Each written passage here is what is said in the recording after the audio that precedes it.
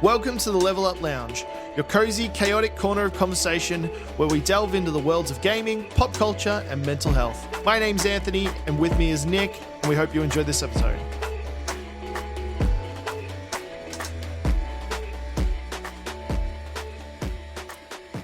I'm so confused now. Welcome in, everyone.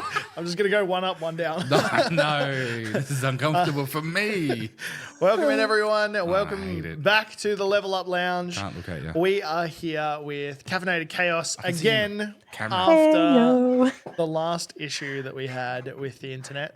We almost had a scare just saying because the internet decided to leave briefly. But we have had Caff on before, but for those that don't know you, can you please introduce yourself and give us a little bit of a rundown on what you do? Sure. So I am Caff Chaos, and I am a content creator who makes content about indie games. I run the Indie Brew, which is a website, and do reviews and all sorts of fun stuff on YouTube. Amazing. Most definitely. What a great intro. And they are really good reviews as well. Oh, yeah, I agree. Oh, thanks. Most of my indie knowledge comes from you. I think I said that last time as well. You did. I especially like the ones where you, the ones on TikTok where you like want them to blow up a little bit. So you mix in some memes and stuff. And it's like, yeah, this is good. Yeah. How have you been? We try. Good. I'm getting over the flu, but good. We're getting over it, which is good. That's good then. I did notice you were still posting content with the flu because I think I seen a post from you saying you're a little bit under the weather, but there was still going to be something uploaded to the website, I believe. Yeah. So I couldn't do the video news that I have been doing, but managed to get the written one out, which is all right. So we got there. But GG on that. We're getting there. That would have been real hard to actually sit there and do it. Yeah, it was a time. I don't think I would have been able to do that. Nick, how are you this week? At the moment, I'm all right. I'm a little bit croaky. I'm noticing. My voice is going in and out from time to time, which is lovely. Man, I seen a TikTok the other day, and it was like... I'm hoping I haven't caught it, but a friend has laryngitis. So... Were you playing tonsil hockey with said No. friend? Okay. I was going to say. I've been spending a whole lot of time with them, and yeah. I don't know. Are you trying to tell us something? I don't know what sort of, if it's like contagious just in breathing or being in the area but you know. Fairly certain you need to be like. Oh, do you? All right, never mind then. I'll take it back. It's a close contact spreading. Otherwise, I'm feeling pretty good. It's a little bit tired. But, unless you're like a 5-year-old and you like lick your fingers and then poke your fingers in each other's eyes and stuff like that. That would be weird. But that'd be real weird. Yeah, I seen a TikTok saying it was like people in Victoria. Is everyone sick at the moment? Yeah. And I was like, and I wasn't feeling the best. I was like, yeah, I'm actually not feeling the best. And then I looked through the comments and it was like a whole bunch of people going, yep. Like I obviously got COVID and then I had a bit of a cold afterwards. A friend has had COVID like 5 times now and they're sick right now. And just never goes away. Never goes away. It's ridiculous. I don't know. I think it's also where we live is just very much that kind of weather. Yeah. Where it's so up and down that your body's just like, Yep. That's, yeah. For those that may have noticed, we are in a new setting once again. Nothing's changed. Is this like the third time? This is exactly the same. Yeah, I think it's like the third time. It's like the third change, but I think this is the final. I think it's just about. It's this close. Is the final location. Yeah. Well, we hope. We'll see. We'll see how things go. I've got a house inspection in like 2 weeks, so yeah. Hopefully, fingers crossed, they don't walk in and go, no. What are you filming in here? That's how I make my money. Go away. I guess, yeah. I swear it's not spicy. Maybe a little bit lewd. Well, with some of the books you talk about. I know, right?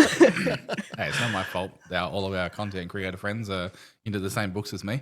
I have noticed that, actually, because this is now... So, before the show, Caff and Bear were talking about Throne of Glass series and Akatar Akatar was mentioned. It was, and it was mentioned. The week before, Stormy. Yep.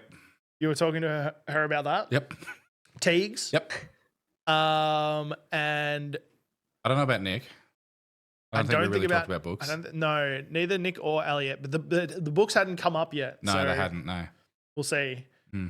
And I know who our next guest is, and I'm going to start tallying. I'm going to put a sign up. Yeah, please. The amount of times Nick mentions a quarter of what is it called? A quarter-thorn and roses, I think a quarter-thorn and roses, or Yes. any Smart smart talk. top, any smart books.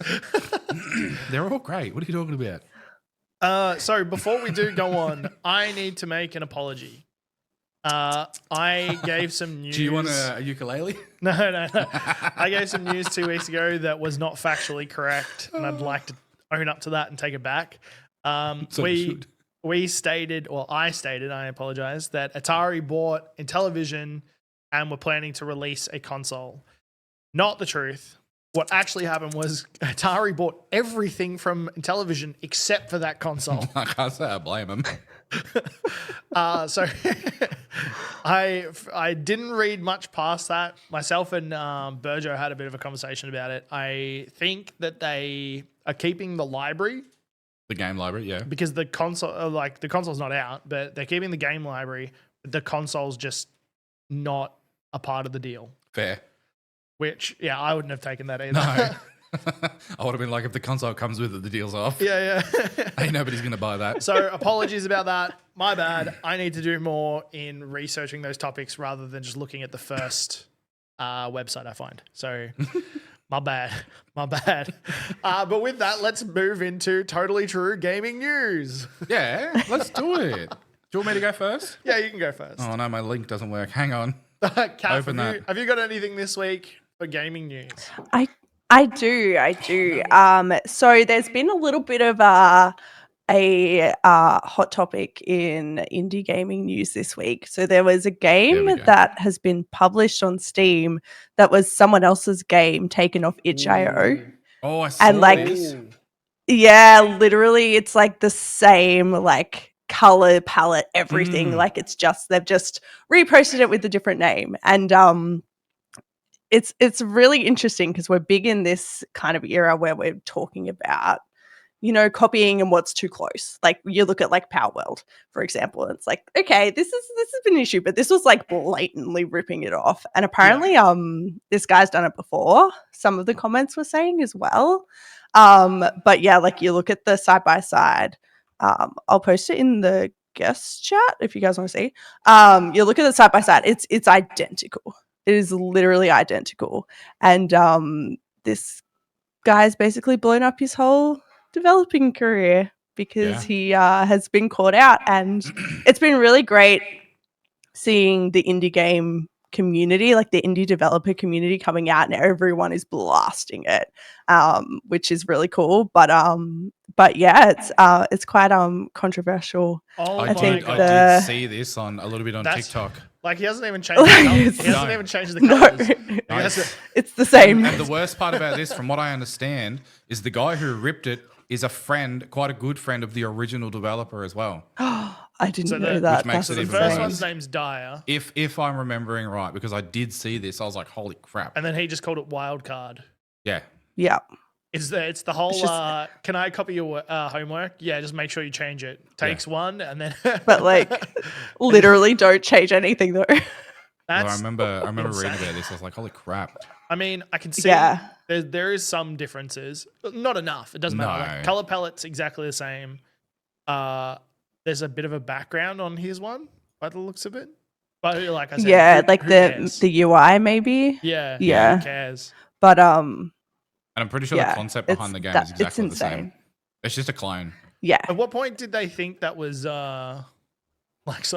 Well, I imagine that they didn't think it'd get off itch.io, and they were like, I can make money off of this. It's never going to go anywhere here. Let's just take it, not tell him. As if he's not going to find out. Here's the real kicker. He was selling it for free. He wasn't even... That's even worse. So it's like, what? What? What was the gain? What did he think? I don't know. Maybe, I'm so confused. Maybe he wanted to add it to his own portfolio or something like that, or I don't even know. I don't know. Any sense.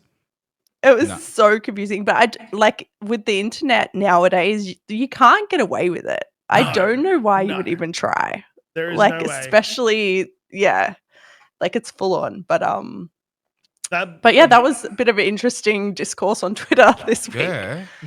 look, honestly, in saying that, my guy's got balls. Like that, Yeah. like to do that in today's day and age, and go, I might get away with that with this. It's either that or he just doesn't give a shit. Yeah, true. It could be that as well. He's just like, yeah, I'm just gonna upload it. We'll see what happens. Yeah. Oh well. If he catches me, he catches me. It's like, wow, all right, cool. I Yeah, would love to be a fly on the wall because Yeah. if they are friends, I'd love to be a fly on the wall in that conversation. Hey, dude, like, why'd you upload my game? Yeah. It's like, oh, I just thought it'd be cool. What was the But thought I'm process? pretty sure there? that they are or were friends. I don't know if they still are, but like, could you imagine? oh, Could you imagine if I went and started my own podcast? Exactly the same as this, but a little bit teeny bit different. Do I get to keep Yeah. half the stuff in the breakout? I guess. if you find out that I'm doing one, sure. But like, oh no, I can't. No. Yeah. What would you name it? What would I name it? I'd call it. What would I call it? The experience so far. Yeah, maybe something along those lines. Something to do. Obviously, it'd just be a right next door sort of title. It'd be exactly the same, but Yeah. slightly different. You know. The experience. The next level couch.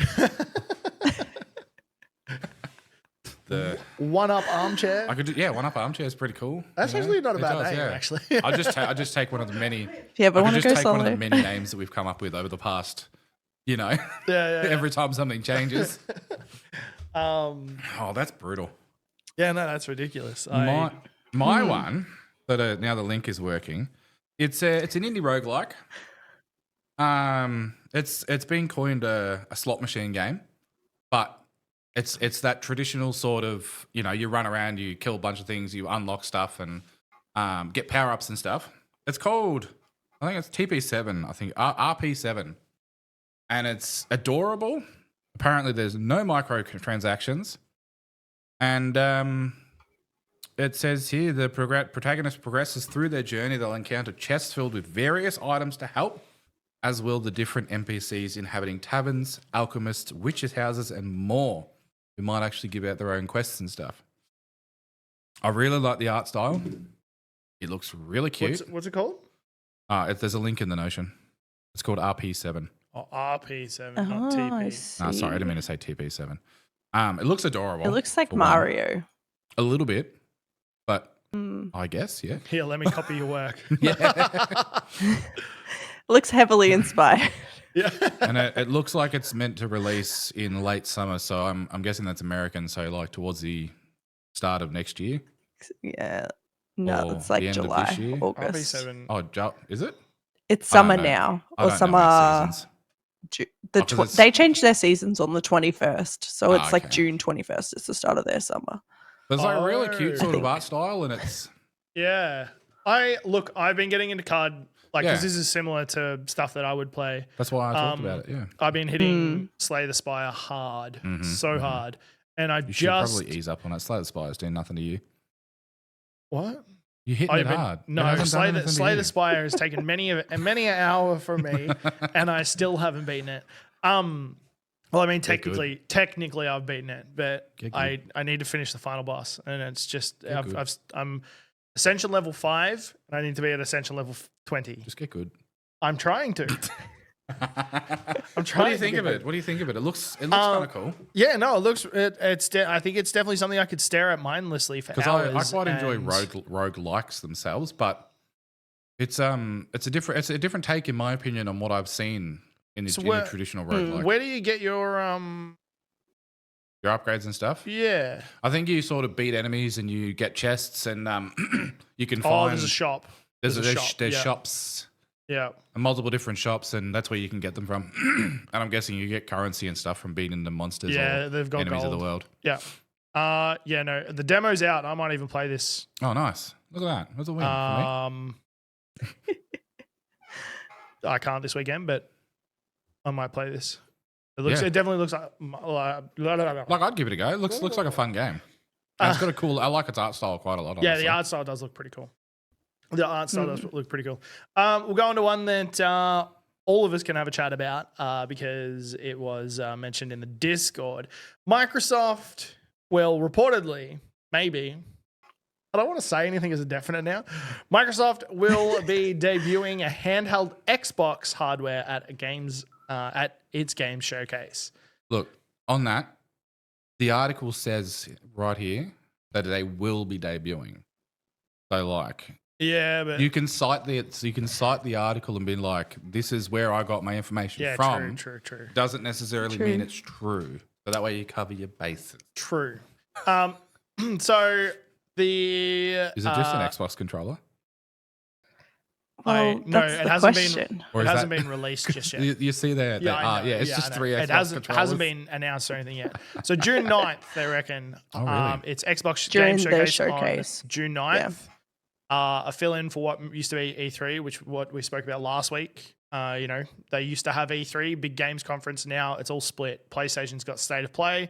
Xbox got their game showcase. Nintendo's got Direct. Everyone else has got whatever there is.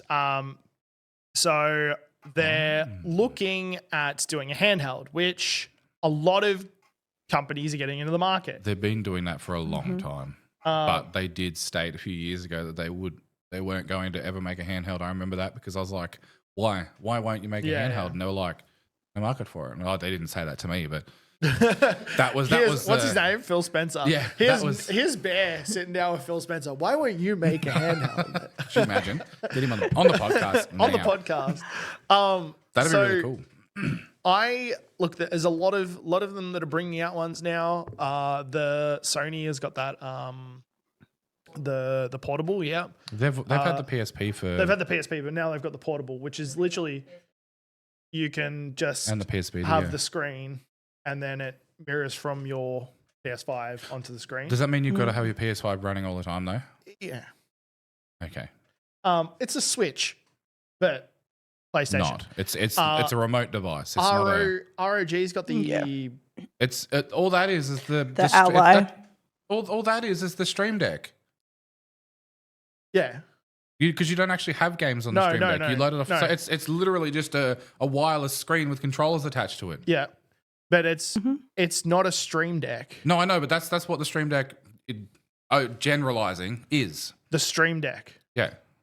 The stream. Yes, you heard me. Do you mean the Steam deck?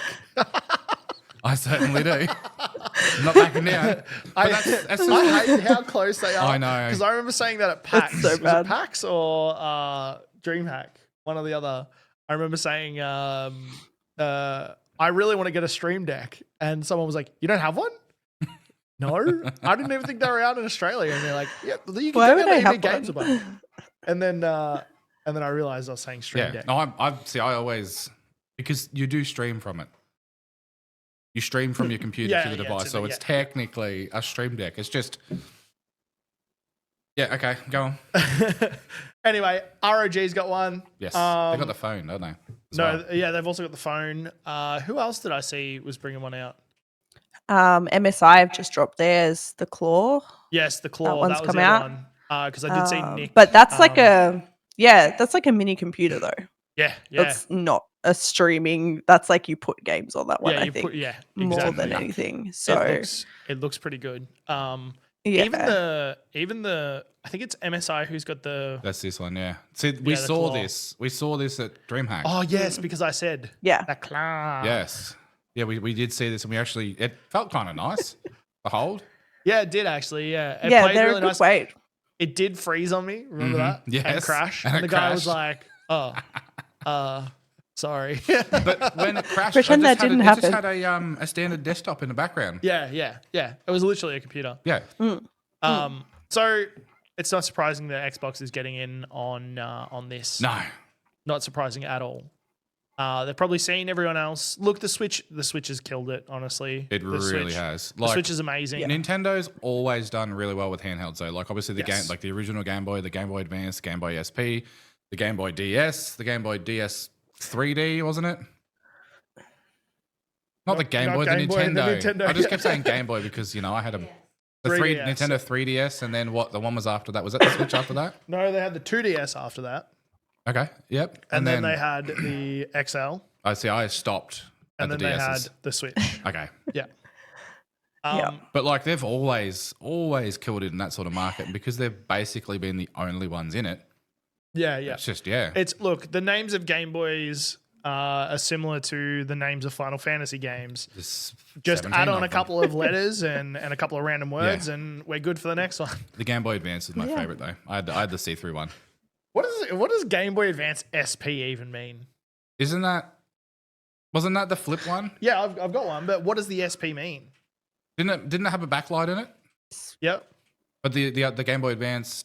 The Game Boy Advance had one as well. No, it didn't have a backlight. Didn't it? No, or at least the model mine didn't. Oh, maybe it didn't. I think some of them did and some of them didn't. Oh, we have a Game Boy? Wait, show me.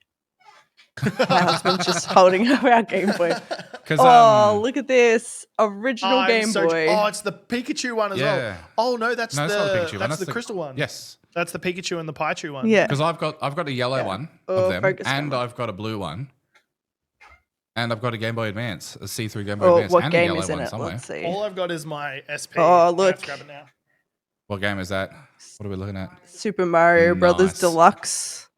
Top tier game. I don't know if it still works. Probably just needs a new That's battery. cool though. That's a trip down memory lane. My one, I need to pull apart and repair its screen. Here's my one. What has batteries? Oh look, we have a Game Boy Advance too. Look. Oh, look at that. Yeah, that's the clear one. That's the same as mine. Yours is in better condition than mine though. I don't know, it's pretty scratched. I was gonna say I played mine to death. Oh god. Yeah. This was good. Yeah.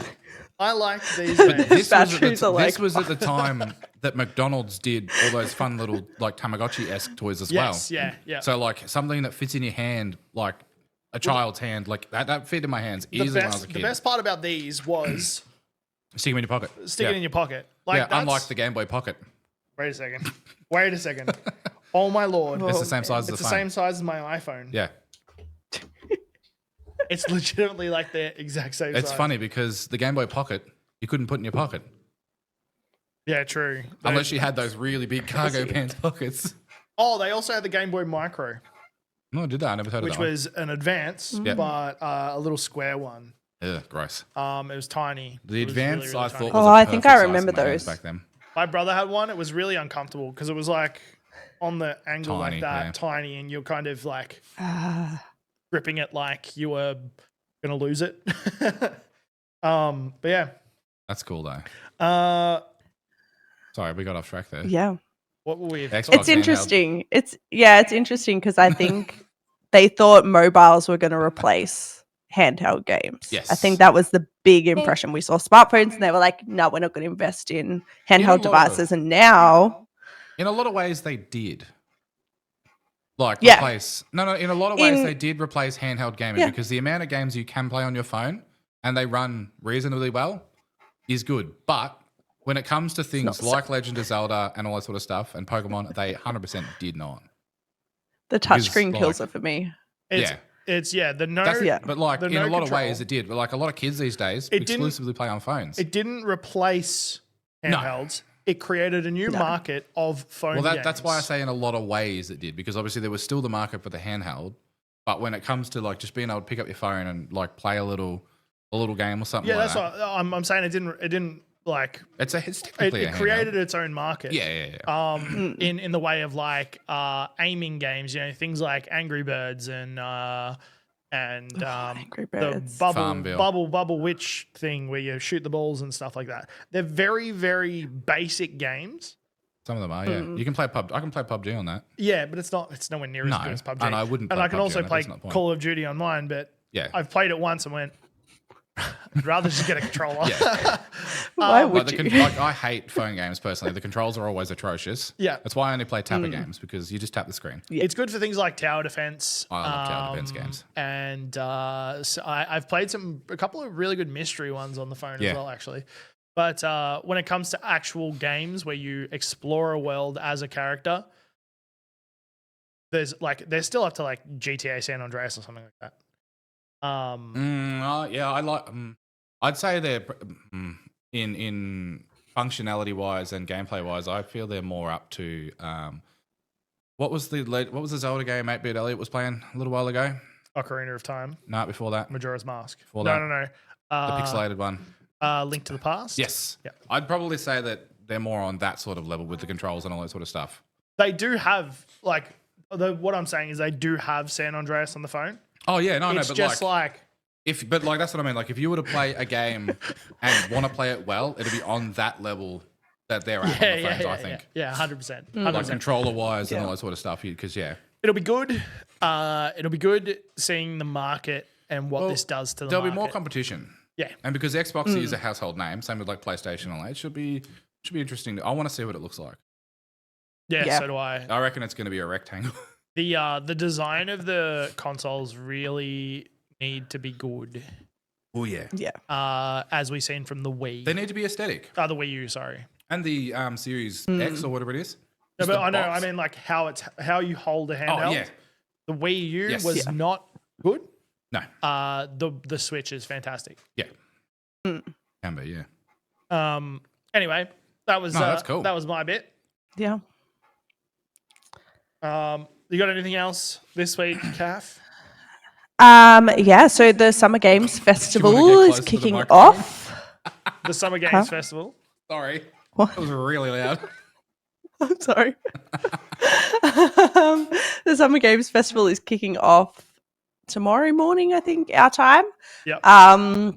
So I know you mentioned E3 is no longer. So this is, I think, the replacement kind of thing. So you have the Summer Games Fest, the Day of Dev Showcase, Future Games Show, Wholesome Direct. I think the Xbox Showcase is actually part of it as well. We've got the PC Gamer Show. I think Ubisoft is doing their Ubisoft Forward as well as part of it. So basically this weekend is going to be insane. We are going to get bombarded with the games and announcements and shadow drops and all sorts of fun things. Why are you taking the And weekend off, then And I'm going camping. yeah. Oh, that's really And cool. then we're going straight into Next Fest next week as well. yes, we So it's going to be a busy forgot time about for Next games Fest. this next week. We should have some big news next week, I guess, if the Next Fest and all that's coming out. Lots of things to talk about. I've just realised how much work I've got next week. Yeah. I'm like, oh, there's a lot. Is there But, any standout? it's good. Has anything been not announced, but like sort of teased towards that you've come across that's going to be showcased within these next 2 weeks? Well, yes. I think Copycat's making I think it's in Wholesome Direct. It might be one of the other ones. So I'm hoping we get a release date for Copycat. Yep. That was one of the things I'm hoping for. Go Town as well is in the PC Gamer Show, so I'm hoping we get a release date for that one. But it's going to be really interesting to see what is coming out. And what there's a lot of new games being announced. A lot of people teasing new games that they've been working on for ages, and this will be their big showcase and reveal. So it'll be really good, I think, but it's going to be pretty overwhelming, I think. Considering the last like 3 weeks to like 3 to 4 weeks has been insane for games coming out and games announcement, like updates, or like I don't know whether my heart can deal with more. Well, I was going to say, based on Next Fest from last year, it should be a good year. Oh, Next Fest last year was amazing. Yeah. I downloaded. There's 3 so Next many. Fests each year. Oh, is there? Yeah, there's February, June, October. Oh, well, the Next Fest at the start of the So year. you know. June, October. Okay. Another February? one in October. Yeah. Oh. Well, that'll be good because There's 3. horror demos, Gross. Gross. and we've got enough room to do stuff We do. as well. We do. Yeah, nice. But yeah, it I'm should excited. be good. There's lots of good demos. I think like Tiny Glade released their demo. There's a few that people have been waiting for that are coming in Next Fest. So yeah, it's going to be a big week. Stay tuned for that because we'll hopefully Get some stuff if out. I've got some service, I'll tweet some stuff. I'll do my best to get some. I can't make videos, but I'll do my best to get some tweets going too. otherwise it'll just be potato cam videos. Yeah. Hi Hey, guys. that might play in really well, Ant. All right. So do you have another one? I got one more. It's a movie trailer though. Oh, that's Spotify. We can't play movie trailers. No. We got in trouble last time. Oh, did we? Sorry, yeah. Beetlejuice, we got in trouble for Beetlejuice. Sorry. Yeah. I thought you could play like 30 seconds or something. Not we at all. played the entire thing. Oh, did we? Whoops. Yeah. Well, if you want to bring up the IDBM, whatever it is, page, IMDb. then that might be a little bit better. But the movie trailer, it's Elijah Wood. It's hard to describe what it is. It's called The Bookworm or Bookworm. I watched the trailer today. It looks really fun. I think he's sort of an estranged dad. I think he's an illusionist, and he sort of just appears out of nowhere back into her life. He's got a daughter into her life, and it's like, hey, sorry, I've been away. And then she seems a little bit, not necessarily. I think she's on the spectrum. Is probably the best way to put that, because she he points something out, she just instantly hyper focuses on it. It's either that or it could just be trauma born of not having a dad around. Yeah. It looks like a fun movie. Okay. And like I think it's like daddy daughter bonding sort of thing. And it looks like it's fantasy style. Yes. Yeah. In a lot of ways. Like they go she says something about, so you can see like the eyes of I think it's a tiger or like a panther in the background. Nobody's ever really found it. And he's like, I can take you. And she's like, we leave at dawn. And then the next scene in the trailer, it cuts to them. They're standing in the like African outback or wherever it is, and they're like hands on their hips going, yeah. And then it just covers their journey throughout this, and obviously their bonding is a key important part. Bonding is like, father daughter, and it looks like fun. And it's Elijah Wood. And like, look at him. Yeah, look, Elijah Wood was fantastic in The Faculty. Yeah. Yep. Not going to bite on that? Nope. Okay. No. I do like Elijah Wood, obviously. Frodo, fantastic actor. Have you seen the videos that he's done where they play Baldur's Gate? Yes, yeah. He doesn't want to give up the book. Yeah, he's that does sound pretty good, actually. I definitely would watch that. I plan to book that in and go see it in the movies, I reckon. We went and watched one, actually. Did I speak about this on the podcast? Have I spoken about this? I took Addie to see her first movie. No. So she's 5, right? Yeah. I thought it's about time she went and watched a movie. I think I watched my first movie when I was... Young. What year did Phantom Menace come out? I have no idea. Oof. 90s. 98? I feel like it was 2001. The question here I is... probably am making that up. Did she sit through the whole movie? 99. So my first movie I went and watched was when I was 6. I was like, all right, 5-year-old, she should be right. Mm-hmm. The cinema we went to, it was a kids movie. We went and watched If, which, by the way, if you haven't seen If, go and watch If. That looks good. Fantastic. I've seen the trailer. It looks great. I cried. Like, literally, it was so sad. Anyway, it was like sad as in heartwarming. It's like good sad. Happy, good sad. Happy so sad. we went and seen this kids movie, and at the start, they played like full-on trailers for action movies. Oh, great. And scared the crap out of Addie.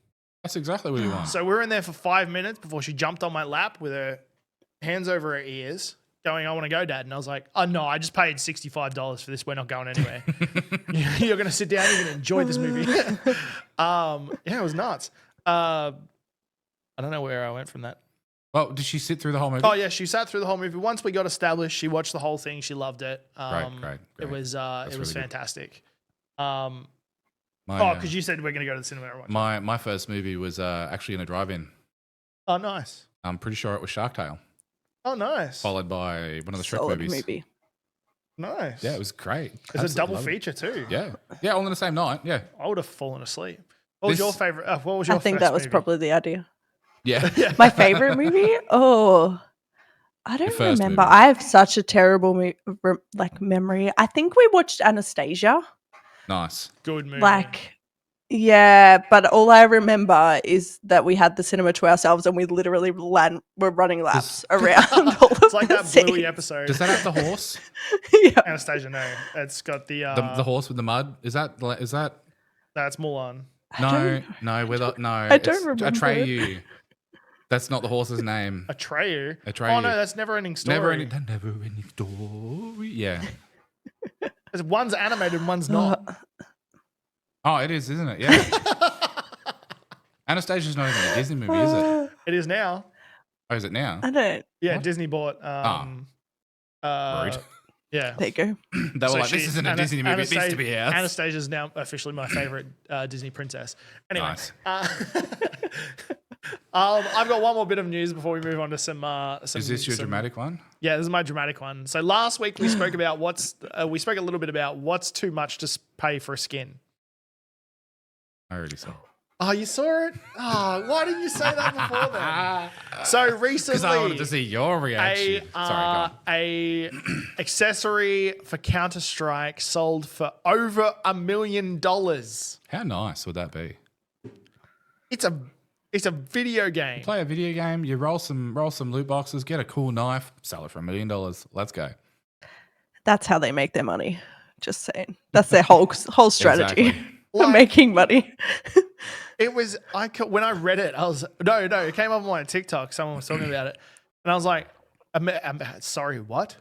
I don't I like it's it must be an insane apparently it's like drop rate. The rarest, like first it's been seen or something like that. It has to unless it's something they knew they introduced to the game and they're like, let's mess with these people. Wouldn't it suck if he's the first person to get it, sells it, the guy's like, I got it, and then it's just a common drop. Yeah. And everyone else gets it afterwards.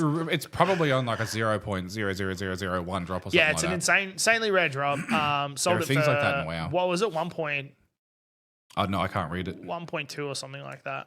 But either way, anything that's a lot of money to pay for essentially an NFT. It's it's absolutely This is not even an NFT because it can only stay in the game. yeah. Well, that's it. It can be transferred amongst people in the game, and that's it. Yeah. You can say you've got it. Well, there are people who the cards and stuff you can buy inside of Steam. Yeah. And to like level up your account. There are people who have like the stickers and stuff who they have high value ones, the ones that are valued. I sell all mine. Yeah. And I probably once every 5 months I can buy a cheap game with it. Yeah. I do that with my like excess cards and stuff. I just chuck them up. They're like I need to 30 look cents at how or many something I've got.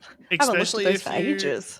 if you play like cult, not cult classic, but like ones with dedicated fan bases. Yeah, like your Mass Effects and Dragon Ages and all that sort of stuff. And you like 100% the game. Yeah. There'll be people who don't want to 100% the game, but they want that card. I know for Dark Souls, I sold it was an achievement one. I can't remember what it was. But it was something that took a long time for me to get. And I popped out, I got like $15 for it. Yeah. And I was like, that was my first taste of it. And I was like, Yeah, exactly. okay. I can make money. I can get Steam monies from playing games. Yeah. And like, there's like, I remember watching a Spiff and Brit video where he broke the Steam market by buying I think it was all of the cucumbers or something like that. Every time a cucumber would pop up, he'd buy it. So he inflated the market massively and then he just popped them all back on. And then because the value was so high, people were like, blah, blah, blah, blah, blah. So he made like $15,000 or something like that in Steam, gave it all back to Steam because he was like, I can't keep this. Like it's, That's and like, illegal. yeah. And it basically, and then there was like, this is how you break the Steam. And it was like, oh, and then he did it again because they didn't fix it. Except this time he did it with a little cup of tea from somewhere else. So like, it's easily broken, but at the same time, you got to invest a lot of money into it in the first place. You can't make $1 million on Steam though. No. From selling Well, cards. you probably could. Without doing anything illegal. Yeah. Like, that's insane. It really is. Yeah, $1 million. I wish I don't know. Sometimes I wish I just had a Pokemon card that was worth $100. Yeah. Yeah, same. Like I had a Charizard. So, one of those original ones that sold for what, $500,000 or something like that. That's graded. Yeah, I know, but like mine was obviously, but it was like that from that I've era. seen one recently. Mitch has one. Is it graded? No, it's not graded and it's not good condition. Damn it. Not good condition at all. There's like categories. So it's like, mint, near mint. Yeah. And then there's like played. Because I also And then had, there must be something underneath, like heavily played or ultra played, and Mitch's is somewhere below that. I also had the shiny Mew fossil. Yes, so did I. I up until the last 5 years, no, not 5 years. When was it? When we were living farm. Mm. When was that? Maybe like That's 7, more 8 than years 5 years ago. Because I had a fully sealed Pokemon 2000 Mew card, and then water damage. yeah, of course. Mum threw all mine out. My original Charizard We gave got ours stolen. away. Oh. I scammed a kid out of his deck by accident. What?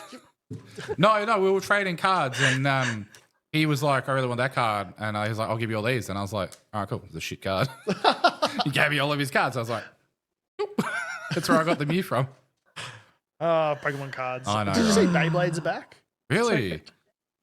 Mm. I used to within our age group now. So like in primary school, we had a full on Beyblade cult like thing going on where this one kid would bring in like the proper stadium? the stadium. We all had our Beyblades. We were like ripping them into this thing, and like and then do you remember the little robot ones you'd rip and pull with like the little and like they got the moving back and forth fronts and you could like customize them and stuff. Almost all of my entire school got involved in that. This one kid would just bring him in and we'd be like, "Oh, what is this? I got a robotic one." Ours got banned because some kid brought a knockoff one from a $2 store, and it was like heavy. It had a massive metal ring around the edge of it, and he like ripped it and went into the stadium, went straight up the stadium and hit some kid in the eye. Oh, the banned. I was the reason ours got banned. I brought a robot one in. Mine had batteries and a controller. I paid $40 for that bad boy. It was 3 times the size of all the other ones. Boom, let's go. All right, well that's the very chaotic news session. What's the last one you had? The Dragon Age one. Yeah, we'll touch on that very quickly. Yeah. Dragon Age has changed its name. The new Dragon Age coming out. It was Dreadwolf, got a new title. It's going to be called Dragon Age: The Veilguard. Why they haven't said just yet. So you can't tell me more. I believe. But it will be announced during the Xbox Games Showcase on June 6th. I'm reading it right now. No. What?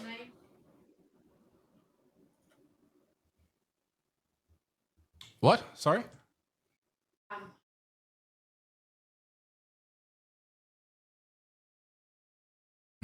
Yeah, I guess that makes sense.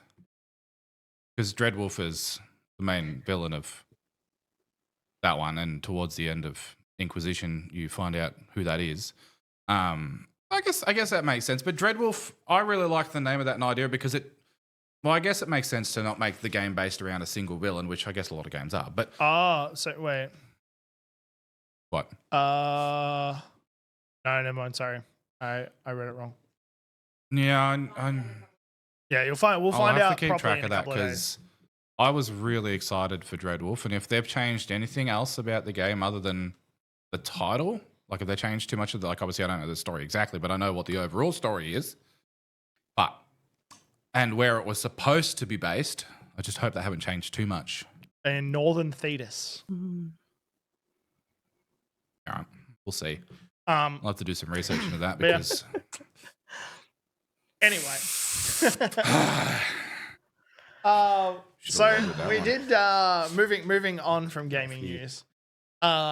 We did speak about this a little bit last time, but unfortunately the internet was so scuffed that we had to stop, and B, the footage that I got was so scuffed that I couldn't use any of it.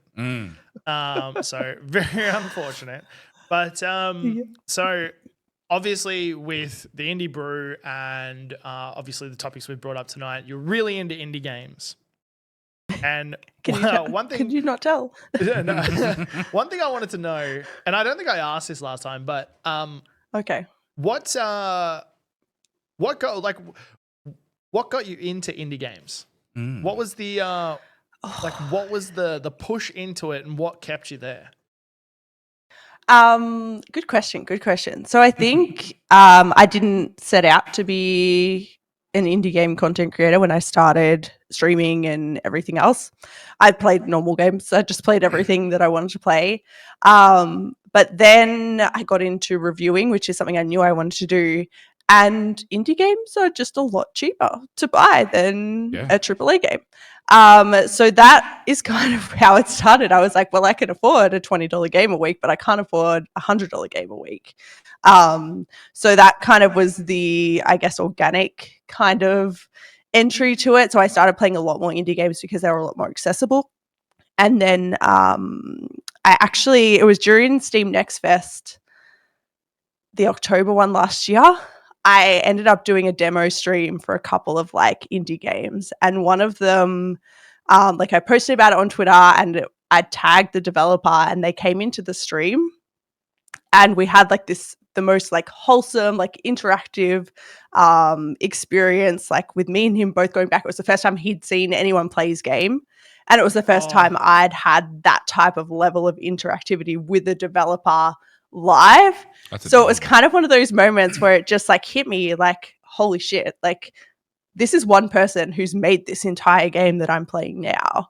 What the heck? And it kind of just evolved from there. So I think I just fell in love with the passion and the community, and like it's just a different experience. I think when you play a game that someone has poured their whole heart and soul into, it just feels different. And I just fell in love with indie games and was like, okay, I'm just going to play indie games now. I don't want to play anything else. This is my niche now.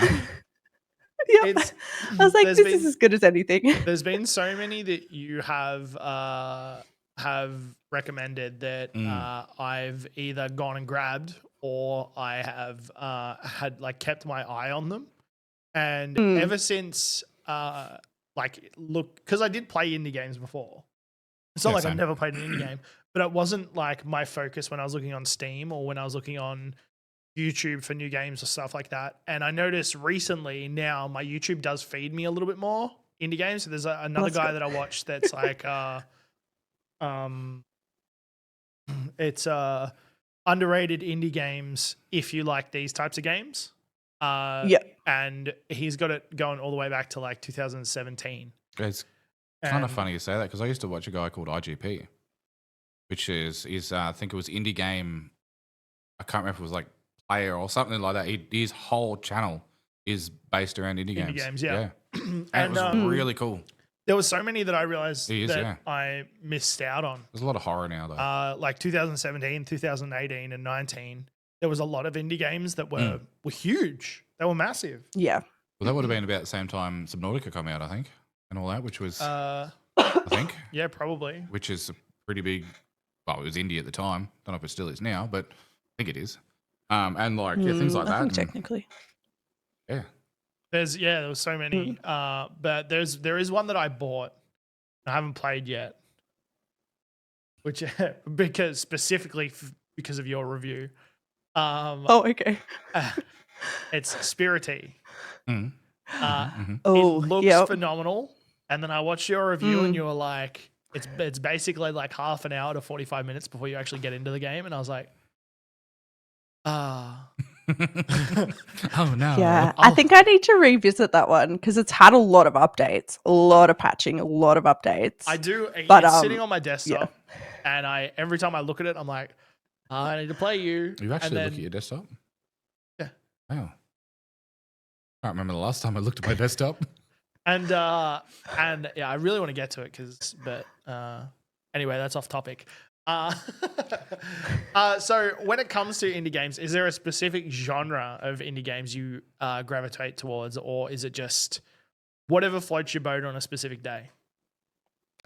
It's a bit of a mix. So I don't play horror. That's my like general rule. I generally don't play horror. Some like psychological horror kind of stuff, but even that is pushing the friendship sometimes. Because I like to sleep at night, and otherwise I won't sleep if I play horror games. But I tend to like, I've always loved like tycoon games, city builder games. Like I love a good like management sim game. So I kind of always gravitate towards those. And obviously, like, there's a whole lot of cozy games that I cover. I do like the shorter games too. I find that they can be a lot easier to get into when you have, like, because quite often I'll only have a couple of hours to play a game. So it's kind of nice being able to, like, chuck on a game on a Friday night and finish the entire game in one sitting. Yeah. But yeah, like I play a whole range of different games, I would say, but just not horror. Yep, That's fair. I really can't blame you for not wanting to play horror. Oh man, I can blame you. I love my horror games. Like my aversion to horror comes from fear. Not fear, like just fear, the game. Fear. The game, I played that as a kid. Like a lot of people have and got that Doom. issue. Oh my lord. I like seeing like Doom 3, I think it was, when I was like 12, 13. Absolutely terrified me. The music was amazing. The ambience was incredible. And then, you know, the monsters just appearing out of nowhere. Yeah, I closed that so fast. I get heavily immersed in games. And so horror games is like the ultimate immersion for me. And I just love it. That's fair. I absolutely love it. I understand, and I'll never ever push a horror game on anyone except for Drop Bear. I really like the psychological thrillers and stuff like that. Like the shit that actually go, what? Yeah. Excuse me, what? Yeah. And then you're like, oh no, I don't like that. But you keep playing because it hooked you. I like being in a mental asylum with only a flashlight or a lantern, running away from things. No. Brother, ooh. No, thank you. Yeah, no. That's why you like Phasmophobia so much. I hated that. Phaz was good. I feel like that was very jump scary. It was fun with the friends, but I wouldn't play that alone. It was very jump scary. But I really like those ones where it's atmospherical. Like when you're walking along and the whole time you're like waiting for anything. I don't know if it's really a horror, but it's probably more psychological and thriller. Is Alan Wake. Yeah, I've played Alan Wake. Absolutely loved that game. That one is a horror game that I did really enjoy. It is a good game. Yeah. I keep getting sidetracked. So Soz. Okay, well, talking about the content and whatnot, we spoke about this last time. Your TikToks, I see them all the time. I always see your TikToks, and it's great. Yeah, same. But what is your process behind like making a short video? So I intentionally structure my content so that I put out a long form video that can easily be broken up into shorts, which is how I'm able to also generate so much. So for example, I'll do like an upcoming in June video, and that will create a whole bunch of shorts for June for me to post on when those games get released or just before they release. So I kind of intentionally structure my content that way so that I can maximize what I get out of it, I guess, and get like the most bang for my buck out of the time I'm putting into my content creation. But it's all my shots are literally just ripped from my long form. I don't really do any. Occasionally, I'll do just like a short, but pretty much I just rip them from my long forms. That's a really cool way to do it, though. Which is, since our last conversation, I've actually set up something that's helped us do it as well. And oh my, the amount of time that I have saved, it's been fantastic. It's been absolutely fantastic. Makes it a lot easier to edit. Like this week I did 6. Oh, really? Nice. Like straight off the bat. And I was like, awesome. Thank you. It was really good. What? How big of a role does Notion play in that? What's Notion? I love Notion. Notion is my best friend. I literally use Notion every day. Even on days when I'm not doing anything with content, I'll still pull up my Notion just to look at it because I love it so much. But Notion, I use Notion for everything. So I use Notion for my calendar. I use Notion for all my scripting. I use Notion for my game library. So I have like my whole game database in Notion so that I can sort it by like playtime and genre and like whatever I'm looking for. That's so what I was going everything is there. Sorry, after you showed me that, I actually went through and started setting up what we'd played, what we'd wanted to play, and like what we talked about into something like that, and then showed Ant, and we added a bunch of other things. And then when you've just mentioned it now, but you've done that with your entire Steam library, yeah, or the games that you own.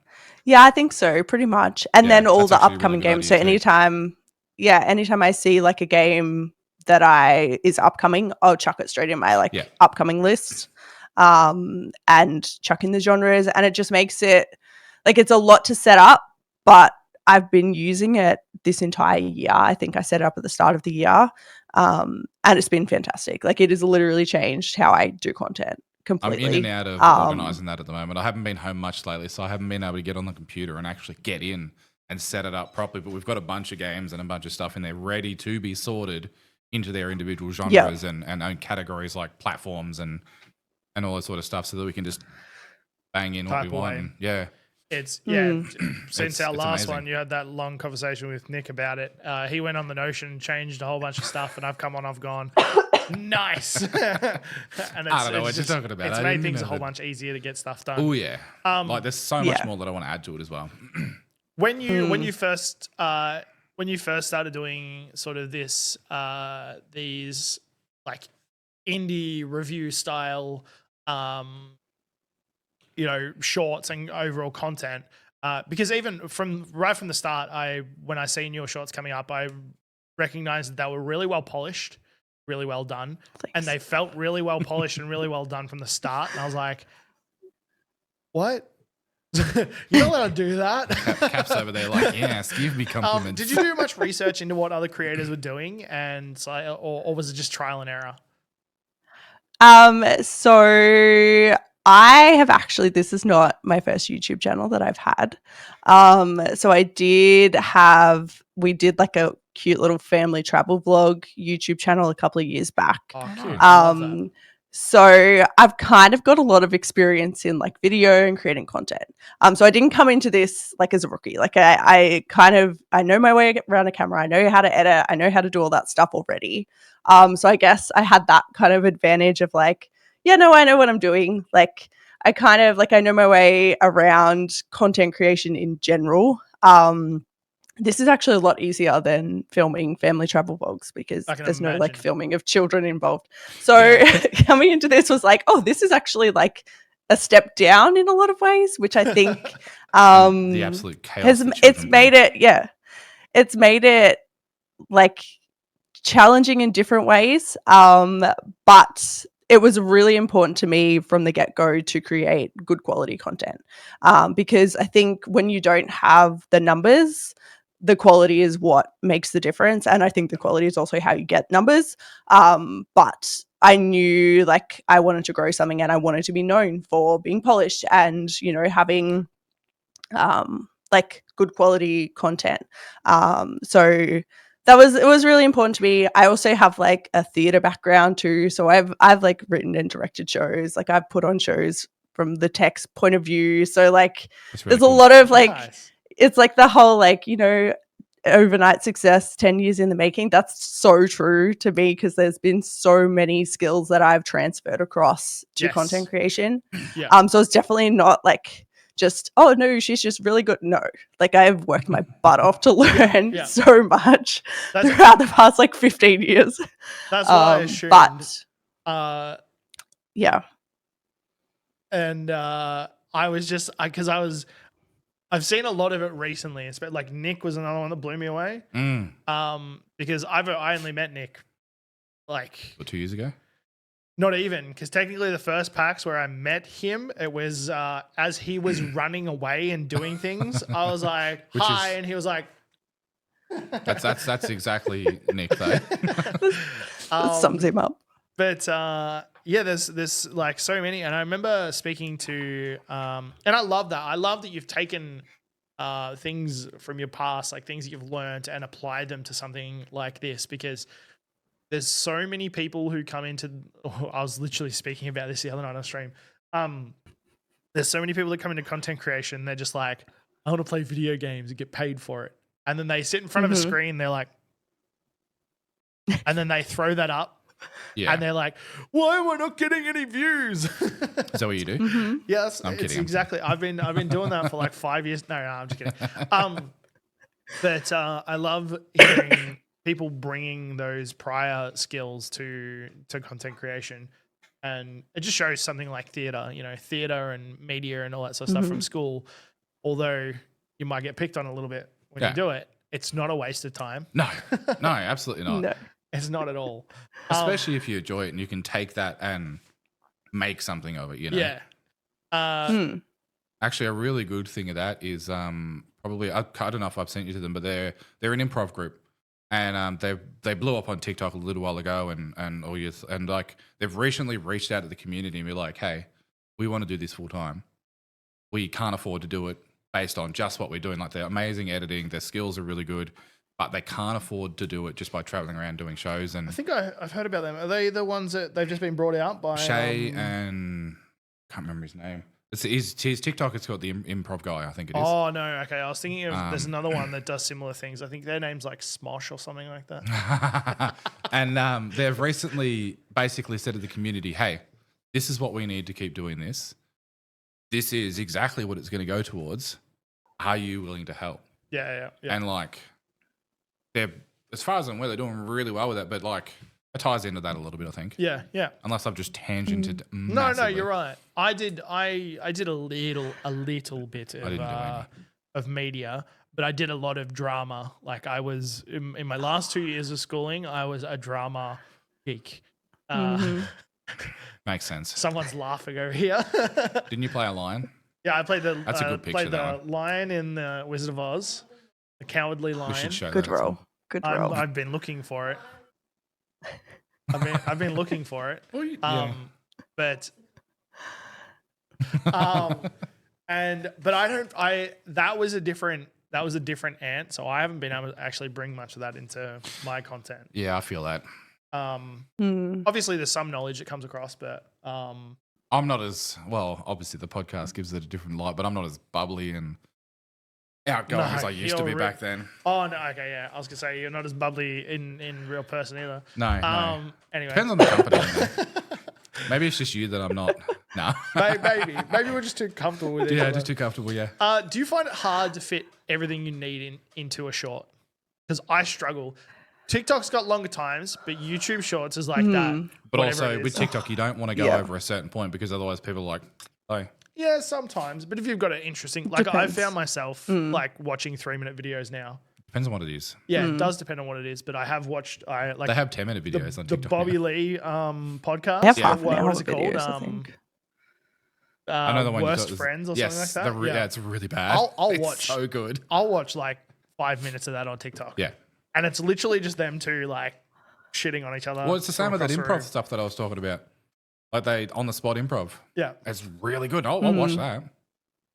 Actually, I think do they do some where it they change words like it's like a redo? They're also the ones where they're like where they do like pause or new word or something like that where they have to on the spot come up with something else. Yeah. I have seen that. Yeah, so sorry. Do you Let's include Caff back into this conversation. do you find it hard to fit everything you need to into a short?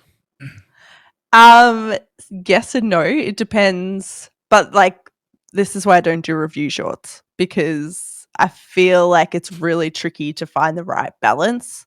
So yeah, I'm still working on how to fit certain content into short form because you don't want to miss out on like the review, like the YouTube, Instagram and Facebook. I'm pretty sure are the same. They've got the 1 minute limit as well. So it is that tricky balance of trying to, pack as much value into a minute as you can, but then post it on TikTok as well. And like, so it's challenging. A lot of my long form content I structure so that it is in bite-sized kind of pieces. So it is that kind of 30 to 45 kind of second mark. But yeah, if you figure that one out, let me know because that would be helpful. Yeah, no, I just so like I said, I made a bunch of shorts recently, and there was one of them I cut so much out of it because it was like a minute 20, and I was like YouTube, and it was like full sentences. I was like, I've just got to get rid of it. Unfortunately, We talk too much. It wasn't even us this time. It was Stormy. God damn it. Good conversations, but no, it's hard. It's hard, man. I'll find the secret one day. What does it? This is one that really intrigues me. And watch a YouTube short on how to do it. A YouTube short on how to make a YouTube short. Yep, they're out there. They exist. What does your short schedule look like? Do you post like once a day, or is it sporadic, or is it just like? do you have a set amount of videos you try I to get out a remember this day? conversation. It depends. It depends on what like the week looks like. So like I try and post like release day shorts if I've covered the game previously. I try and post like a release day short. So if there's 5 games releasing that week, there'll be 5 shorts going out that week if I've got the coverage there for them. So generally I try and do one a day, but it just really depends on what I've got. I do have like a ginormous content bank now that I've been slowly building up, which has been great. So I can kind of go back a couple of months and like pull something out just to post. Insane. But yeah, I do have. I know. I do try. Yeah, I try for 1 a day. I've been trying for 2 a day because I've just started doing more news content.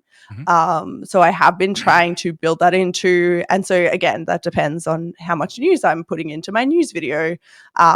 So if there's 13 pieces of news, then that's 13 shorts that'll go out that week, and then I'll have game shorts on top of that. So it varies. I try not to put too much pressure on myself to post every day. Like I try not to get my knickers in a knot about making sure I've got something going out every day. 'Cause sometimes TikTok needs you to breathe as well. Like sometimes your videos actually do better if you don't post for a couple of days. Yeah. Yes. And I've noticed TikTok promote, they've been like pushing that really hard. So sometimes they like purposely won't push your video out because they want you to promote it. So if you just like don't post for a couple of days, then they like forgive you and then your next video does really well. So, you know. That's fair. Yeah, I noticed that on our most recent one. They're not massive views, but the last one prior to our break was like 200, maybe like 180 views or something like that. And then this next one that I've posted was like 600 within the first 2 hours. Yeah. And I was like, yeah, okay, fair enough. Well, with the thing, I've also been getting a lot of refeed of the stuff. Like I've been seeing stuff that I've already liked, saved, downloaded, reposted, and everything coming back up for me. Is it from the same channel? Yep. There could be them reposting as well. No, it's from our channel. Oh, from our channel. Yeah. We have had a lot Interesting. of notifications coming through recently, actually. Yeah. My phone's been going off of I like haven't someone got it liked open. something that we posted Yeah. 4 months ago. That's what I'm saying. Like I'm getting a lot of it just refeeding back, Yeah. which is really cool. It's like, no, I've seen this. Go away. No, yeah, that's good because there is that constant pressure of like get content out every day, especially for shorts and But stuff. then that like also ties into the conversation we had with Stormy about burnout. yes, yeah, Is you forcing yourself to make content, and you want to make sure you have something every day. Then you sit down, and you're like, oh shit, I have to make a video today, and then what I'm liking, what I'm hearing a lot more recently, and I like this is like what you said. It's you'd like to do one a day, but you're not forcing yourself to do Yeah. it. If it doesn't happen, it doesn't happen. which is good that in a way that TikTok is trying, or at least it feels like they're trying to promote. Like, no, don't post every day. We want you to post consistently, but not 15 videos a day. They do ask you to post every day. Yeah, I know, but like at the same time, they're kind of. I think 3 times a day is the industry standard that Yeah. most people recommend. So But like in Yeah. that regard, they're trying to get people to be like, if you only post once a day, like take a break. It's I think also people watching. Yeah. Sometimes sometimes you see the same. If you see 4 videos from the same person, usually by the 4th I just flick it. Depends for me. It depends on what it is and whether or not I'm actually interested in that Yes, at the time. But at the same, like 4 or 5 from the same person is about where I'm like, all right, come on, give me something new. All right, we're going into a new section here, and I'm excited about this one because we haven't had much of a chat about this. No. As well as we haven't had anyone on that we've been able to have a chat No. about this with. So both myself and Nick are parents. We are. As are you. We're both daddies. And it's for me, it is so hard to fit a consistent schedule in while looking after the kiddos. So for me, I'm a full-time stay-at-home dad. So kids get sick, I've got no choice. I just got to take the night off. Yeah. If there's one at home, I just no content today. It's rough. It's rough, and it's the same with you. Yeah, I feel if one of my kids is sick, I'm off work. Yep. Like that's an entire, for me. I don't know how it affects you wage wise, but for me, it's an entire day. Yeah. Well, It's a whole 8 hours, 9 hours worth of money gone. Yeah. I say that because with Twitch and YouTube, it's different sort of way that you make money. Obviously, I'm not making any assumptions, but I'm assuming you have these issues as well because kids. Yeah. But do you how do you deal with the balance of being a mum and also being a content creator? And obviously, big on that, being a mum and knowing what kids are like with their mums, like they cling to them. Like when I'm at home, the kids don't go to me. Well, they go to mum. It's different for me because I kind of. Me and their mum both worked full time. Yeah, so it's different for me, and I'm not trying to get my knickers in a knot here, but because I'm the stay. It is different. Yeah, it is. I'm in the mum position. You're the default parent. So if you are mummy. When you see it, if our 1-year-old has an issue, she falls over, she'll crawl straight past mum to come to me, and that's not what a lot of people see. No. It's not for us next door. Yeah. But anyway, sorry, getting off topic. Yeah, sorry, I didn't mean to derail that. Yeah, do you have any like? How do you deal with it? Yeah, how do you deal with it? So it's a big reason why I don't really stream very much anymore is because of all of that. Like the balancing, trying to like have a consistent sleep schedule myself, with streaming, with content, with kids. It's nearly impossible. I'm also a full-time like stay-at-home parent, so I understand how it goes. But I am lucky in that like my kids are old enough, so I've got 4 altogether. The older 3 are all at school and my youngest is at kinder. So I get like kinder days, which are like half days. So I get 3 of those a week, and pretty much I pack those days full of content and try my best not to do stuff outside of that as much as I can avoid it. It's hard, isn't it? It's hard. I think the second I drop Addie off at daycare, I come home and I'm like, I know I need to do something, but I'd really like to play this game that's got nothing to do with my content. It's called procrastination. Yeah. It's hard. It's a big thing with ADHD because I find myself doing that with most things as well. It's rough. It's like, I need to sit down and write this email. I want to browse the internet instead. I'm going to do that. Yeah. But yeah, I think like coming into when I kind of decided, I want to take content creation seriously. I don't want to do it like as a side thing. I want to try and make this, my main thing. Mm-hmm. One of the big things that I took into consideration was sustainability. Like I need to be able to sustainably, consistently make content without it being too stressful, without it taking up too much time, with being able to find the right balance between being mum and, being Caff. So, that was a big consideration, and that is a big reason why I focus more on YouTube and long form and short form content as opposed to streaming, because it's just easier. Like it's easier for me to fit in like 15 minutes to record a video quickly. That's all the kid free time I essentially need to be able to like get the content filmed. Then I'm good. I can edit with the kids around. I can play games with the kids around. Yeah. I can write scripts with the kids around. Like, if they're homesick, whatever. Like I need like give me like 15 good minutes, and like then I can kind of, be able to create what I want to create. And so that for me has been a lot more sustainable. And it's meant that I can create as much content as I do.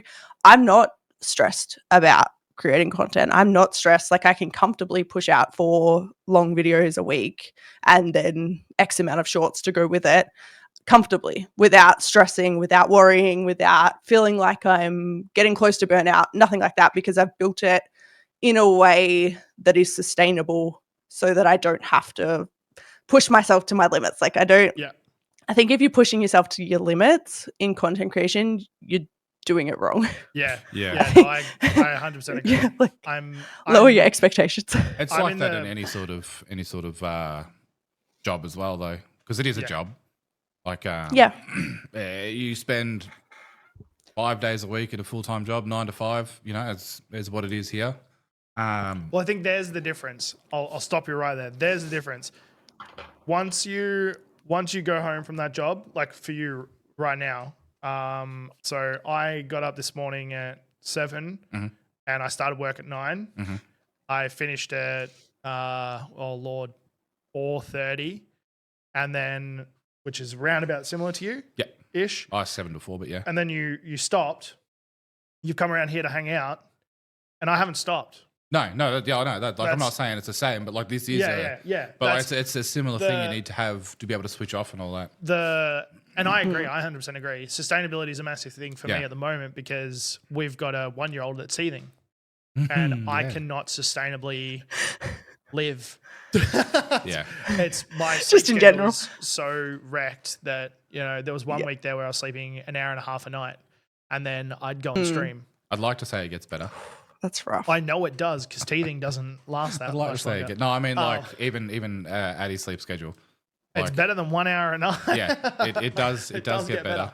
And there is light at the end of the tunnel. I think I'm working on that as well. I'm working to make, because the only time I can make content really is between 10 and 1 o'clock of a night time when the kids are asleep. Which is my time to wind down personally. My stream time, and I've been trying to restructure my stream so that it makes the content itself similar to how you're looking at doing it. Yeah. But no, 100%. I fully agree with absolutely everything. Oh yeah, definitely. Do your kids watch your videos or your VODs? No. We are quite strict with, well, apparently we're quite strict. I don't think we're very strict, but apparently we're strict. So we don't let our kids watch YouTube at all. We've flirted with YouTube Kids. Didn't like what they were watching, didn't like anything. How did you get out of that? By saying we just no. say no. Yeah.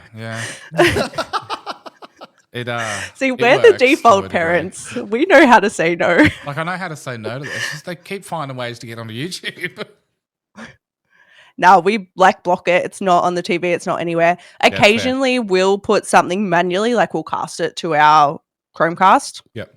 We'll put on like a brain break or something for them to do, but we don't let them watch anything like that. I mean, I think YouTube's 13 that you're supposed to be on. Yeah. Like allowed on 13. So sorry, kids, you're not watching YouTube until you're 13. Like those guidelines are there. We took it away for a reason. Need to break my kids away from that. We took it away because do it. It'll change your life. We'd walk in and Addie'd be like almost in tears in the corner of a couch because something scary came up. Yeah. And I'm like, this is YouTube Kids. I have catered it.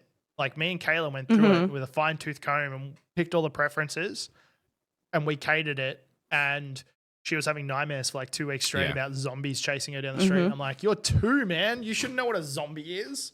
Yeah. Like, what is this? Well, I found out Autumn knows what decapitation is, so. Yep. YouTube. There you go. YouTube. Yep. We do the same. Occasionally we put on a brain break, or we put on something like the what's it called? The freeze game. Or like the floor There's is some lava. good stuff on there. Stuff like that. Where it's, what's his name? Danny Go. Yeah. Oh, I love Danny Go. Yeah. He's pop great. that on if she's got like way too much energy. You know, it's 8 o'clock of a night time, and she's like, we're like, put this on. Brain break. Get rid of all of that energy right now. Yeah. And then it's time to go to bed. Yeah. But otherwise, we don't do it anymore. Daniel puts himself to bed. Yeah, I wish Addie did that.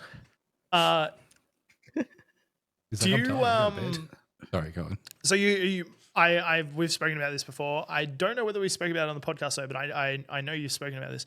Do you play games with your kids? Do you play like video games with your kids? Sometimes it depends on how much patience I have that day. That's fair. Occasionally we'll like pull up a Minecraft world, or what are they playing at the moment? My son's been playing Rocket League. He loves that. Oh, nice. So yeah, like occasionally we'll play together. what do we play together? Or like Nintendo Sports, that kind of stuff. We'll play with them.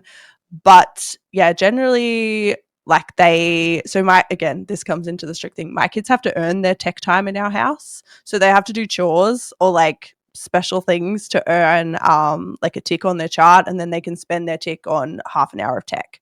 So that's kind of the structure we have. So our kids still have tech time, and they still play all sorts of games, but they have to like do chores to be able to earn that tech time, which works for the most part. But yeah, so they do like all of my kids game. They quite often, all four of them, even the 4-year-old, will get on Minecraft and play on a server all together, grief the crap out of each other. It's hilarious. I can't stand that. But yeah, we don't do a lot of gaming together, mostly because the griefing, not I like my sanity. Yeah, I've been trying to Addie just got Minecraft on the Switch for her birthday. And yep. Oh. It's an experience. You need a lot of patience, I think, to yeah. And they're like, even just the smallest thing, like move the camera, Addie. Like just move the camera. You want to place a block higher, move the camera. And she's just like messing around it. She's like, Dad, I can't place this block. I'm like, move the camera. That one right there gets so much better. And she's like, but I can't place a block. And I'm like, yeah, Autumn was like move that the camera. for Minecraft the longest time, and then about a year later, come back to it, it was fine. And she's doing these ones. Like I'm like, move the camera, and she's like, I'm like, no, that's how it works. The view, move the other thumbstick, and she'll move it a little bit, place that block, and then go back to the same thing. And I'm like, move the camera. My 4-year-old loves to like get stuck in caves and then like just come to me and be like, Mum, get me out. I'm like, where are you? Yeah. You have no torches. You have nothing. It's just pitch black. I can't see anything. And because I don't play Bedrock, so I don't understand the console or anything like that. So she's like, I need you to take me home. And I'm like, where is home? I don't know where home is. Because, how do I get there? And I'm like, have you got a bed? And she's like, yes. I'm like, have you slept in the bed? She's like, no. I'm like, well, I can't even die because it's not going to send me back to that. No. It's going to send me back to spawn. And you've probably gone 50,000 blocks one way. And I'm like, all right. Awesome. Thanks. Gotta spend the next half an hour trying to find a random location on a seed. But yeah, anyway. Yes. Thankfully, my kids are past that. It does get easier. Oh yeah. I am excited to It's play more frustrating though. We have played some games together. We play like Mario Party and stuff like that. And yeah.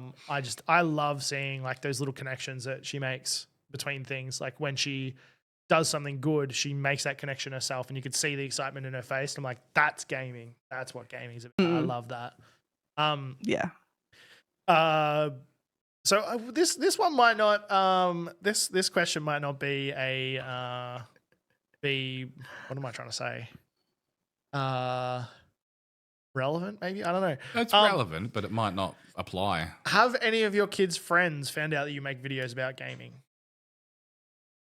Yes, a few of them do know, which was an interesting conversation, as you can imagine, being a woman, being like, oh yeah, I do content creation.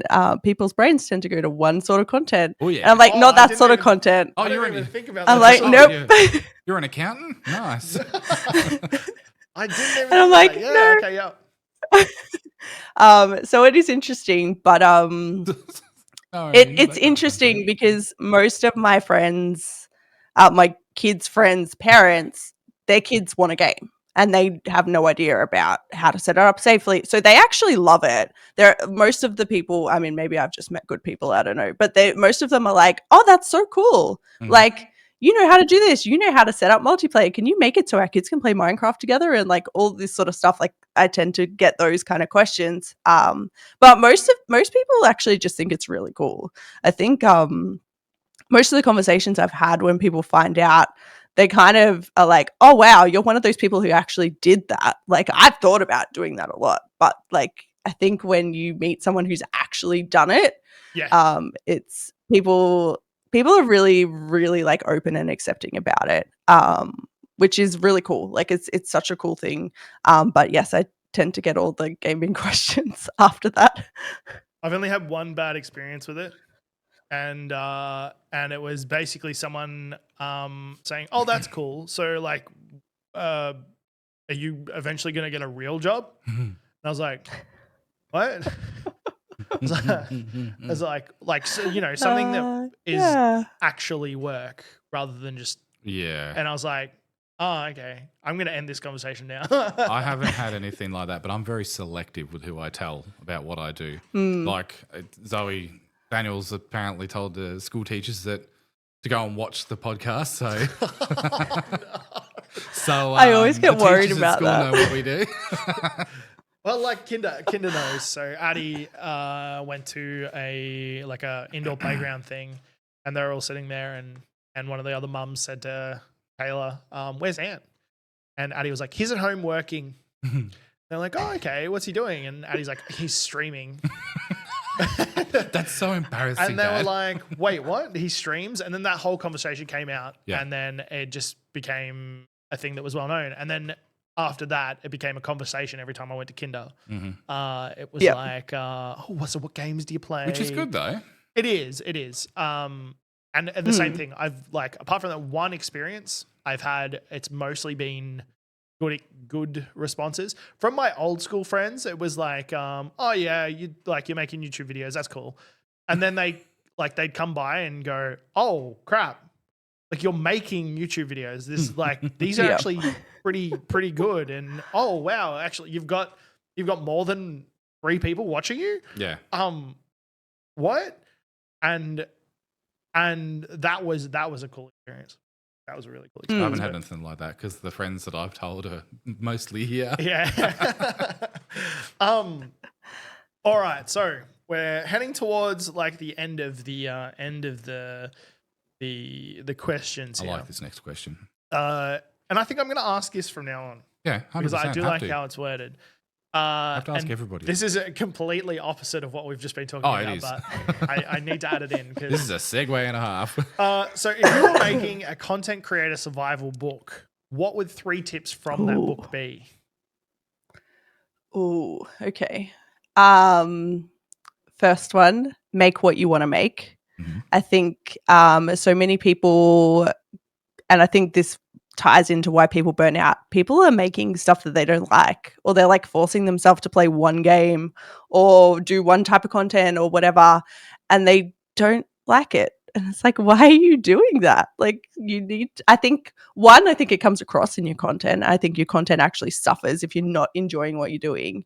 But 2, I think that's leads into the sustainability stuff.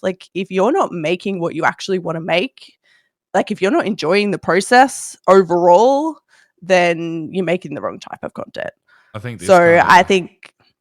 Sorry, go on. What were you going to say? I was going to say it ties into a lot of what I've seen. It's a bit on the nose with this one, but PewDiePie a few years ago was making Happy Wheels content, Amnesia content, and all that sort of stuff. Hated it. And then he was like, you know what? I'm going to take a break and come back. I'm going to do what I want to do. And that's where basically those laugh react stuff come from. Yeah. And how it made really, really big. It was he just started doing what he wanted, sitting down, talking to the camera. That was it. Didn't even play games anymore. I literally watched one recently of a guy playing Minecraft. And he's been playing hardcore, not doing too well. And he's on his 15th world, but he's doing hardcore because it's popular. It was popular. It's what everyone does. And he's walked across and he's like, "Oh my God, it's a village. There's villages here. We've got an iron golem. We can get you know what? No, I'm done. I'm done." And he just pauses the game. He's like, "I can't even act like I'm happy I'm seeing this game because I'm done with this game." He's like, "I've been streaming this shit for 12 hours. I'm done. And then he just cancels it, stream finishes. And then there was an update maybe 3 weeks later. He's come back and he's playing, I can't remember what, Apex or something like that. And it was a completely different person. Something that he's having fun with and being able to put the Completely energy different into. person, yeah. There was this guy that was not speaking much, not doing much in the game either. And then on Apex, he was happy, he was joking, he was proud of his moments and things like that. I've definitely been through it. I pushed myself to play Minecraft for a little while there, where I absolutely hated playing it for about 6 months, and it led me to a point where I took 2.5 to 3 months off. Yeah. And I was like, I hated every second of that, and I just kept on pushing, push. Yeah, because you feel like you got a responsibility and all that to it, and you feel like this is how I make money. This is what I need to do. So you're like, no, I need to do it. But then, I'm surprised I came back to it, but I did, and opened up my world again. And I do love it. I do love my world, but it's once you get in that trap of making content for the sake of making content, it is so hard to get out of it. Good first tip. Good first tip. It is, yeah. So that would be my first tip. Number 2, let's go. Number 2 is probably make it sustainable. Whatever your content creation looks like, make sure that it's something you can sustain for a long period of time. Burnout sucks. Like, burnout is one of the worst kind of experiences you can go through. And so I think, obviously making what you enjoy is part of that, but also like make it sustainable and make it like achievable, even if that means lowering your expectations, even if that means, I'm going to post 1 video a week. I'm going to do 1 stream a week. If that's sustainable, then do what's sustainable for you. Don't like buy into what everyone else is doing or anything like that. Just like, you're better off making content consistently and not burning yourself out in the process. So make it sustainable, whatever you're doing, whatever that looks like for you. Yeah, of course. Another good one. I love that. Number 3. Third one. Come on for us. Come on. Number 3. You can do it. I would say don't do what everyone else is doing. So I think for me personally, my best content has come when I don't watch anybody else. And quite often I actually do that. I don't watch a lot of streams. I don't watch a lot of YouTube because of that. Because I think when you're trying to create something, especially when you want something to be like unique or, whatever, I think it can get really noisy really fast. So I think you need to think about what's serving you. Like, why am I watching this content? Am I watching it just to compare myself to this? Because if that's why you're watching it, probably shouldn't watch it. So I would say make what you want to make, but don't just do it because other people are doing it. Don't jump on the trends. Don't do any of that. Like, I think that's how you get truly original, is by not watching anybody else. I partly agree. I watch a lot of content, but I don't watch a lot of content on the things that I'm like similar to what I make. So for instance, I do, a lot of Minecraft videos, and then now with this we do like sort of gaming news. My YouTube is Slay the Spire, roguelikes. That's what I watch. I watch roguelikes, and that's about it. So I've been watching a lot of Slay the Spire. Hollow Knight's not a roguelike, but anyway. What's the Hades? And I do get inspired by those content creators because they're not making similar videos to me. Sometimes they've got cool ideas that are just completely out of the park. And I'm like, I wonder if I could utilize that idea in my content. So recently I've started putting up lore cards on my streams, although it's broken at the moment. It needs to be fixed. But lore cards, like little cards of information about my world and locations in my world. And I got that from someone else who was doing I think it was either Slay the Spire or Hades or something, where they had custom cards made up for like lore of the world, and it'd just show up occasionally in stream. And I was like, that's such a cool idea. I really like that. So and that's how I usually get inspired. If I'm just watching Minecraft, there is no inspiration coming whatsoever. And that's when my burnout comes even faster, because it's like all I'm consuming is Minecraft day in, day out. There's one channel for Minecraft that I watch these days, and that's mostly mod packs. Yeah. That's it. I don't watch any other than your stream. I don't watch any other Minecraft content anymore. Used to be all I watch. Yeah. The Oxcast, all that sort of stuff. Nah. Can't do it. I'm not trying to bring Minecraft into every conversation. No, it's fair. Like I watch a lot of variety game stuff these days. Like the channels who play different games because Yes. Yeah. I've actually been watching a lot of fishing style games lately. Oh, fishing games. Yeah. Yeah. not people just rolling their line. No, people playing fishing games and like I do watch fishing. yeah, and like deep sea. I fishing get that and in stuff my like that. TikTok every so often. I get fishing streams now, and I'm like, why am I getting Yes. fishing streams? I do Okay, because sure. there's one guy that I watch, and he just he does catch and cooks. So he'll catch the fish and then cook the fish. Is he an Aussie? No, he's Because there's an Aussie guy who does that. He goes along the coast and he'll catch his. I can't remember this guy. He's There's really some good. cool ones. But yeah, sorry, No, that's cool. tangents. Well, Apparently not I'm just, necessarily tangent because it ties into the Yeah, the it was point. related. Yeah. I do like those 3 tips. They're new Yeah, me tips too. too. They are. This is only our second time doing that. I think what I want to do eventually is maybe. We can always go out and reach back to the others and Yeah, true. I want to like compile all of this and put it in like a long form video of like the and or physical printout that we can give out to people at places. level up lounge that'd be cool. survival handbook. Yeah. You could do law cards with content creator tips on them. We could. That's not a bad idea, actually. Oh, Aren't we already that's doing not a that? bad idea. Well, that's all the questions I've got for today. How And about we turn it around? You got any questions for us, Caff? You got any questions for now you us? put We me on the haven't spot. done that. It's just on the spot. Leave it at improv. I know we ask the questions, but we like, have. I've done that to you quite a few No, no, times. no, but why are you no, putting me on the shh. couch this time? let's turn it around. Most anticipated game For me, that's coming out this year. Oh shit! What's coming out this Or year? maybe not this year. Scrap that. I know what Most his is. It's just come out. Oh yeah, Arc the Center is not. That wasn't anticipated though. I've been following. Don't you get up and leave, boy. I've got a sword here. I know. Let's go. You don't do it. Bring my sword into the shot. You'll hurt me. I've been really excited for Dragon Age for a little while now. So like, I don't think it's coming out next year, but that's probably one of the ones that's up there that I've been very much following and super excited about. He's lying. And then the Mass Effect as well. What do you think it is, huh? Come on, read my mind. Hellblade, Senua's Sacrifice. Oh yeah, I've been that. You've been harping on about that. That's for already like out. a year now. That's already out. That's what I'm saying though. It's already out. Have you started playing it? It's out. I haven't even downloaded it yet. Well, then it's your most anticipated game. Oh shit! I should have downloaded that while I was at home. Fuck. No, because it's only just come out. She said it's coming out. Oh, I'm sorry. Get your question straight in your head, mate. Yeah, look, I'll fix it up. Oh, you get it? For me, I don't know.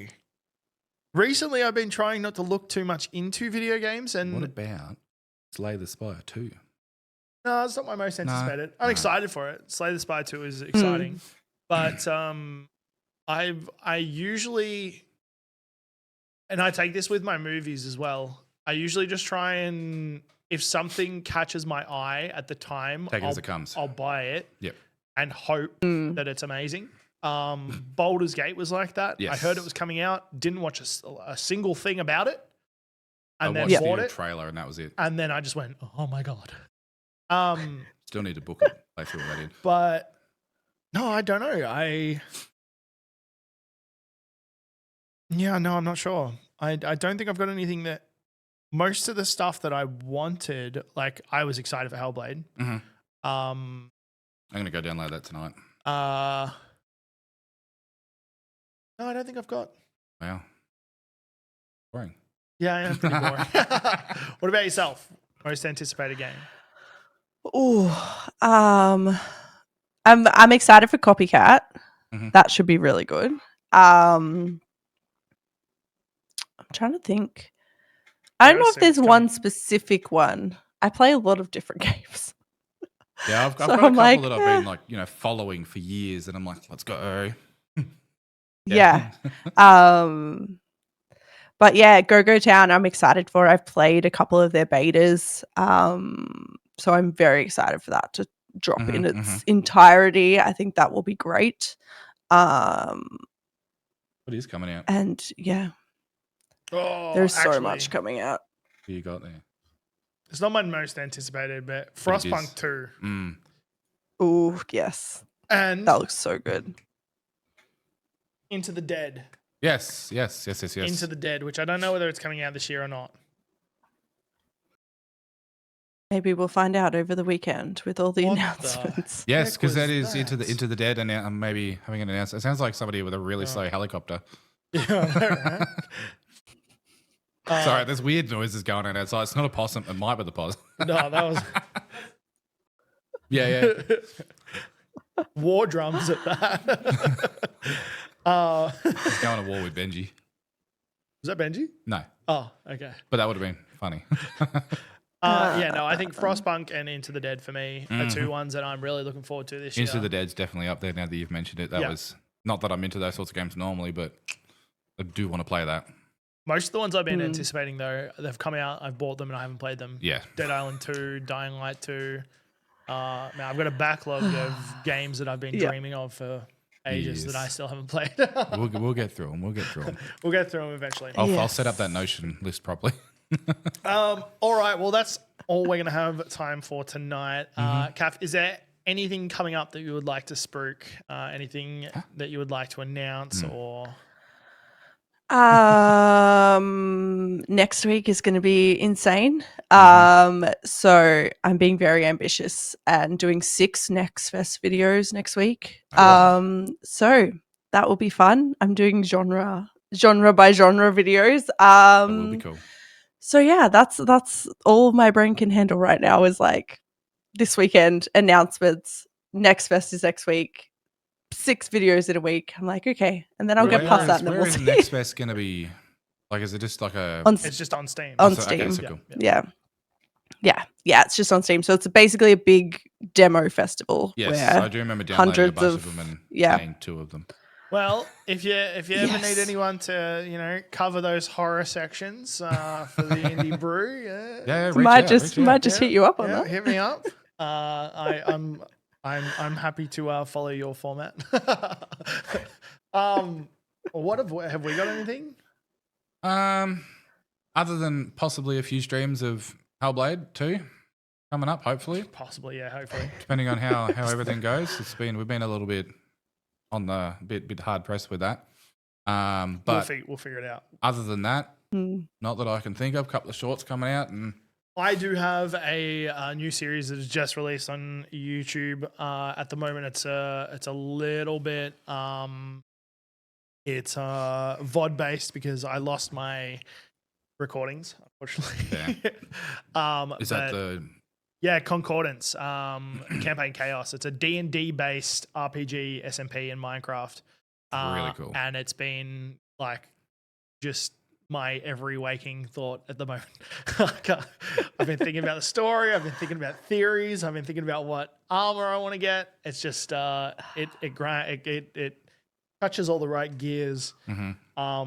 I'm actually feeling the same way I was feeling about Destiny when I first started playing that, like those daily quests and things like that. There's a new expansion dropping soon too. Yeah, I don't want to look at it because I can't get back into Destiny. Where can people find you, Caff, if they would like to? So you can find me on YouTube. My channel is the Indie Brew, or on our website, which is theindiebrew.com.au. I'm also on all the social media, TikTok, Twitter, Facebook, Instagram, all the fun places. Everywhere. Just search the Indie Brew. Or look at the links in the chat. If they'd like to go and How check convenient.